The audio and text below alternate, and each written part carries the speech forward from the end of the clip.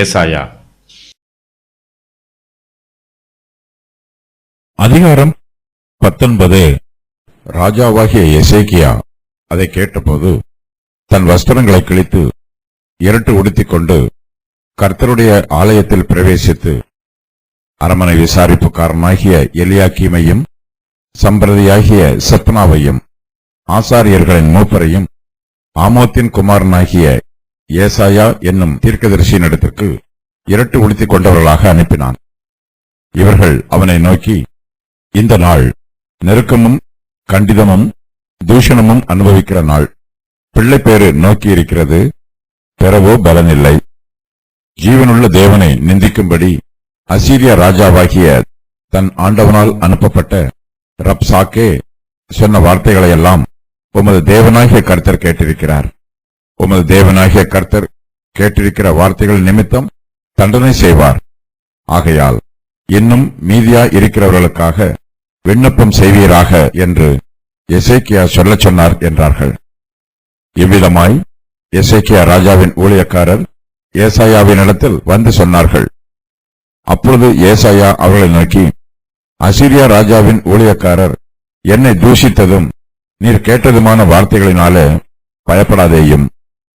இதோ அவன் ஒரு செய்தியை கேட்டு தன் தேசத்துக்கு திரும்புவதற்கான ஆவியை நான் அவனுக்குள் அனுப்பி அவனை அவன் தேசத்திலே பட்டயத்தால் விழப்பண்ணுவேன் என்று கர்த்தர் உரைக்கிறார் என்பதை உங்கள் ஆண்டவனிடத்தில் சொல்லுங்கள் என்றான். ரப்சாக்கே சொன்ன தூஷண வார்த்தைகளை எசேக்கியாவின் ஊழியக்காரர் அவனிடத்தில் வந்து சொல்லுகிறார்கள்.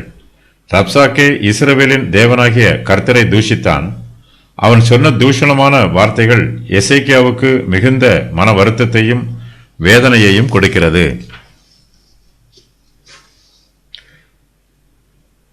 ராஜாவாகிய எசேக்கியா அதை கேட்டபோது தன் வஸ்திரங்களை கிழித்து இரட்டு உடுத்திக் கொள்கிறான்.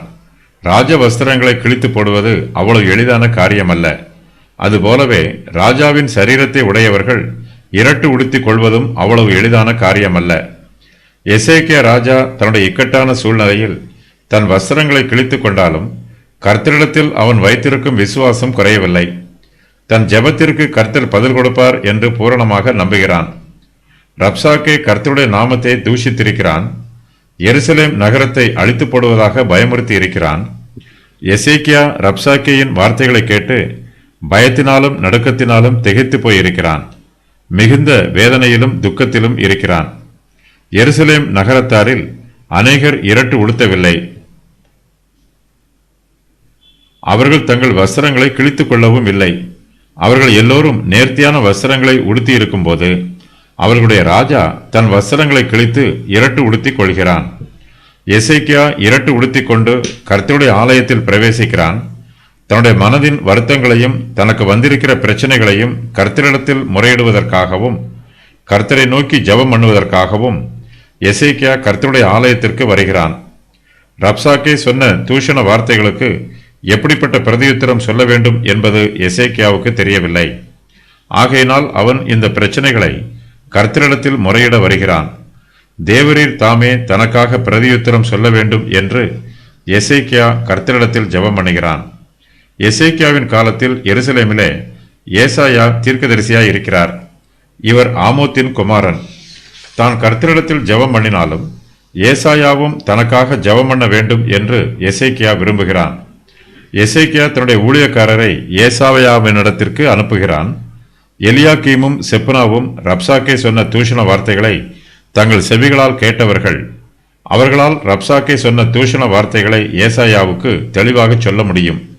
ஆகையினால் எசேக்கியா அவர்களையும் அவர்களோடு கூட ஆசாரியர்களின் மூப்பர்களையும் ஏசாயாவினிடத்திற்கு அனுப்புகிறான். எசேக்கியா அரமனை விசாரிப்புக்காரனாகிய எலியாக்கீமையும் சம்பிரதியாகிய செப்னாவையும் ஆசாரியர்களின் மூப்பரையும் ஆமோத்தின் குமாரனாகிய ஏசாயா என்னும் தீர்க்கதரிசியினிடத்துக்கு இரட்டு உடுத்திக் கொண்டவர்களாக அனுப்புகிறான். ஏசாயா என்னும் பெயருக்கு கர்த்தர் உதவி புரிகிறவர் என்று பொருள். வரலாற்று புஸ்தகங்களில் ஏசாயாவின் பெயர் முதல் முறையாக இங்கு குறிப்பிடப்பட்டுள்ளது. ஆயினும் ஏசாயா எசேக்கியாவிற்கு முன்பாகவே 3 ராஜாக்களுக்கு தீர்க்க தரிசனம் உரைத்திருக்கிறார். ஏசாயாவின் புஸ்தகத்தில் கூறப்பட்டிருக்கும் தீர்க்க தரிசனங்கள் ராஜாக்கள் புஸ்தகத்தில் பல வசனங்களோடு தொடர்புடைய நிகழ்ச்சிகளாகும். எசேக்கியாவின் மனுஷர் ஏசாயாவிடம் ஏறெடுத்த விண்ணப்பங்களின் விவரம் வருமாறு: இந்த நாள் நெருக்கமான நாள், இந்த நாள் கண்டிதமான நாள், இந்த நாள் தூஷணமான நாள், பிள்ளைப்பேறு நோக்கி இருக்கிறது, பெறவோ பெலனில்லை. ஜீவனுள்ள தேவனை நிந்திக்கும்படி அசீரியா ராஜா சொன்ன வார்த்தைகளை கர்த்தர் கேட்டிருக்கிறார். தேவனாகிய கர்த்தர் கேட்டிருக்கிற வார்த்தைகளின் நிமித்தம் தண்டனை செய்வார். இன்னும் மீதியாய் இருக்கிறவர்களுக்காக விண்ணப்பம் செய்வீராக. ராஜாவின் ஊழியக்காரர் ராஜாவின் சார்பாக ஏசாயாவை சந்திக்கப் போகிறார்கள். ஆகையினால் அவர்களும் தங்கள் ராஜாவாகிய எசேக்கியாவை போல இரட்டு உடுத்தி கொண்டவர்களாய் ஏசாவின் இடத்திற்கு போறார்கள். எசேக்கியா ராஜாவின் ஊழியக்காரர் ஏசாயா தீர்க்கதரிசியை நோக்கி, இன்னும் மீதியாய் இருக்கிறவர்களுக்காக விண்ணப்பம் செய்வீராக என்று எசேக்கியா சொல்லச் சொன்னார் என்று சொல்லுகிறார்கள். இஸ்ரவேலின் 10 கோத்திரத்தார் ஏற்கனவே அந்நிய தேசத்து சிறையிருப்புக்கு போய்விட்டார்கள். யூதா தேசத்தார் மாத்திரமே இன்னும் மீதியாய் இருக்கிறார்கள். அசீரியாவின் ராஜா யூதா தேசத்தில் உள்ள அரணிப்பான பட்டணங்களையெல்லாம் பிடித்து கொண்டான். இன்னும் எருசலேம் மாத்திரமே மீதியாய் இருக்கிறது.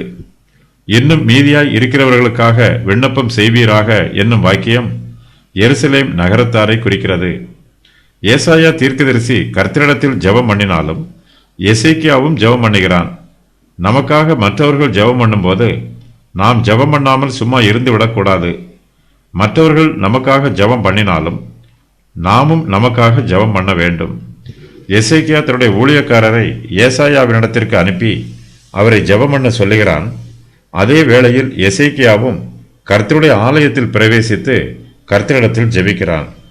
கர்த்தருடைய ஊழியத்திற்கும் அவருடைய சபைக்கும் விசுவாசிகளுக்கும் அதிகமான பிரச்சனைகள் வரும்போது நாம் கர்த்தரை நோக்கி விண்ணப்பம் பண்ண வேண்டும். விசுவாசிகளில் அநேகர் பின்வாங்கி போனாலும் இன்னும் கர்த்தரை நம்புகிற மீதமானவர்களுக்காக நாம் ஜெபம் பண்ண வேண்டும். கர்த்தருக்கு மீதமானவர்கள் எல்லா காலங்களிலும் எல்லா தேசங்களிலும் இருப்பார்கள்.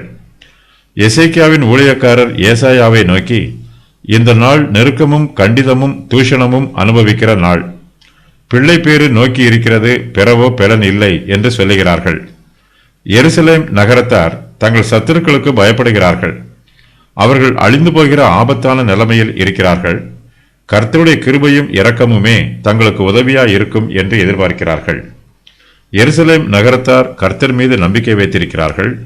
அவர்கள் கர்த்தரை நம்பி ஜீவிக்கிறவர்கள். தங்களுக்கு ஆபத்து வரும்போது அவர்கள் கர்த்தரை நோக்கி பார்க்கிறார்கள். கர்த்தர் தங்களை பாதுகாக்க முன் வருவார் என்று அவர்கள் எதிர்பார்க்கிறார்கள். ரப்சாக்கே கர்த்தருக்கு விரோதமான தூஷண வார்த்தைகளை பேசிய போது இஸ்ரவேலின் தேவனாகிய கர்த்தரும் அந்த தூஷண வார்த்தைகளை தம்முடைய செவிகளினால் கேட்டிருப்பார். ரப்சாக்கேயின் தூஷண வார்த்தைகள் கர்த்தருக்கும் தெரியும். ரப்சாக்கே சொன்ன வார்த்தைகளின் பிரகாரம் கர்த்தர் அவனை தண்டிப்பார்.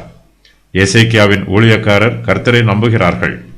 அவர்கள் ஏசாயா தீர்க்கதரிசியிடம் வந்து அவரை நோக்கி, ஜீவனுள்ள தேவனை நிந்திக்கும்படி அசீரியா ராஜாவாகிய தன் ஆண்டவனால் அனுப்பப்பட்ட ரப்சாக்கே சொன்ன வார்த்தைகளையெல்லாம் உமது தேவனாகிய கர்த்தர் கேட்டிருக்கிறார்.